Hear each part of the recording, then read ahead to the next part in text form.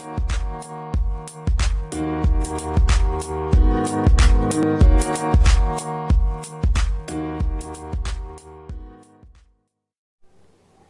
morning. I'm Nilanjana with the Daily Drill, and I'm your host for today's top 6 stories.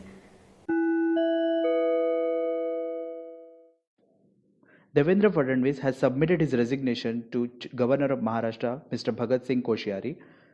Uddhav Thackeray will take oath as Chief Minister of Maharashtra tomorrow. Along with him, Jayant Patil of NCP and Balasaheb Thorat of Congress will take oath as Deputy Chief Ministers of Maharashtra. Tuesday, 26/11 proved out to be a historic day in Maharashtra's politics. CM Devendra Fadnavis has resigned from the post of Chief Ministership after Ajit Pawar resigned as Deputy Chief Minister. In the morning, Supreme Court ordered an open ballot floor test to be held within 30 hours in Maharashtra Legislative Assembly, following which the Fadnavis government had to prove majority in the House tomorrow. But Ajit Pawar's resignation has led to the collapse of the government. In another positive development for the House of Democrats in the mission to prove President Trump's attempt at obstruction of justice in Mueller's inquiry, a federal judge ruled on Monday that the former White House counsel Donald F. McGahn too must testify before House impeachment investigators. The court rejected Trump administration's immune for senior White House officials from congressional subpoenas. In the 120-page report by Judge Ketanji Brown Jackson of the Federal District Court, he wrote, "Presidents are not kings," adding that current and former White House officials owe their allegiance to the Constitution.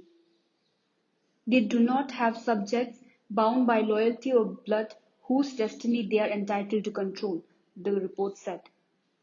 The Justice Department, which is representing Mr. McGahn in the lawsuit, will appeal, a spokeswoman said. Still, the ruling by Judge Jackson, who was appointed by President Barack Obama, could have broader consequences for the investigation into the Ukraine affair. Judge Jackson's ruling also came on the same day that another federal judge in Washington held out the possibility that more documents about the Ukraine affair could yet see the light of the day, ruling that emails between the White House and the Pentagon about the freezing of military aid to Ukraine should be released under a Freedom of Information Act lawsuit.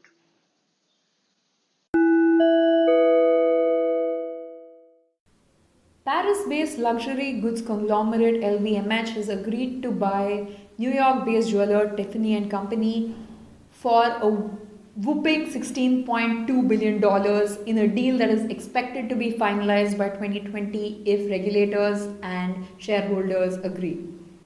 This would make Tiffany the latest addition in LVMH's portfolio, which also includes Louis Vuitton, Christian Dior, Bulgari, Tag Heuer, Givenchy, Dom Perignon, and many other luxury brands.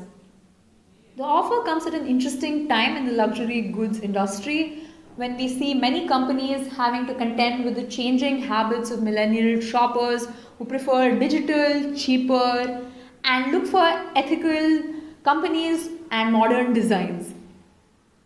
After the announcement of this deal, Tiffany's stock closed on Monday up more than 6% in New York, while LVMH's stock rose 2% in Paris.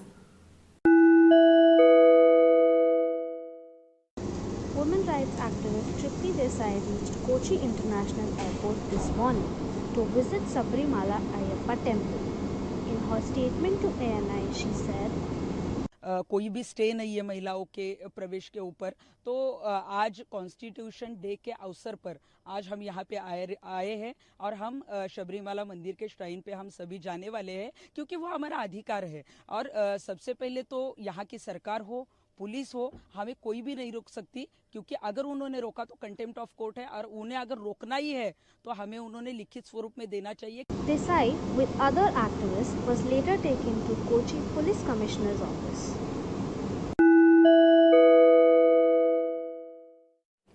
Viral headline on functional extinction of koalas raises concern among experts.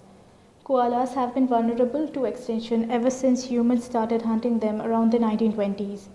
While climate change is responsible for the recent unpredicted bushfire in Australia, they are not functionally extinct. The koala population varies from one region to the other. As much as 2.5 million hectares was affected by the fire of the 100 million hectares where koalas are found.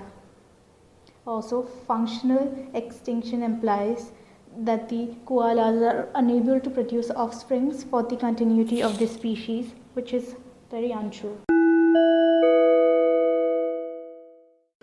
In a thrilling face-off on Monday evening, Chennai FC emerged victorious against Hyderabad FC as they defeated their southern rival by a scoreline of 2-1. This was their first victory of the season. Chennai were not able to score goals or win matches in the first 3 games.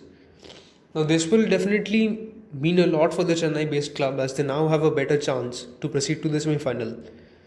Players from both clubs scored goals after the 90-minute mark.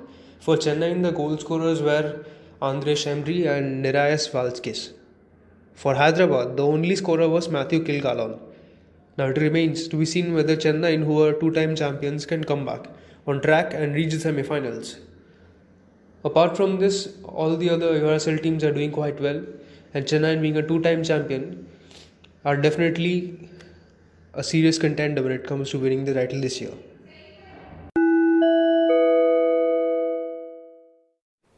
That was the top 6 stories for today. Thank you for joining us at the Daily Drill. Have a nice day.